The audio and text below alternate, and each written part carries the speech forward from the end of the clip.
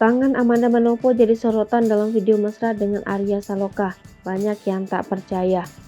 Beredarnya video yang menggambarkan kemesraan Arya Saloka dan Amanda Manopo membuat geger. Apalagi diketahui jika Arya Saloka sudah mempunyai istri dan anak. Dalam video tersebut, Amanda Manopo dan Arya Saloka terlihat sangat mesra. Seiring rumor tersebut, momen Amanda Manopo beradegan dengan Arya Saloka di sinetron Ikatan Cinta pun kembali disorot. Diketahui, Amanda Manopo dan Arya Saloka sukses membuat penonton baper dengan akting mereka. Chemistry keduanya sebagai pasangan suami istri dalam sinetron tersebut kerap menuai pujian. Namun, di tengah isu ini, netizen berspekulasi bahwa selama ini mantan Billy Syahputra bukan hanya sekedar akting saja, tetapi ada hubungan spesial dengan suami Putri N itu. Terlebih saat Amanda mengelus dan mengambil kotoran di wajah Arya Saloka, netizen menilai akting mereka seperti natural. Sontak netizen pun langsung membanjiri video tersebut. Mereka mengatakan bahwa Amanda tak profesional dalam mendalami peran.